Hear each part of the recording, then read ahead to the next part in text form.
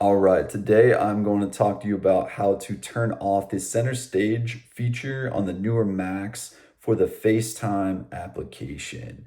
There's no way to turn this off in central settings as far as I've found. I have a feeling that Apple might adjust this going forward. So we have to do it per app right now. So what we're going to want to do is open up the FaceTime app. As you can see, I've got mine open up here. It's a little cringe to see two videos of me at the same time, so I've just hidden it over here. And then the button that we want to click is this green camera button up here, which is not super intuitive, but we want to click this.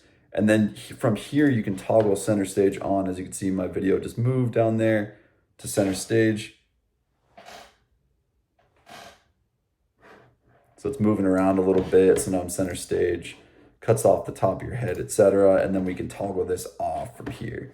So that's the setting you want. Appreciate you all watching. If you haven't checked it out, I made another video on how to do this for Zoom as well.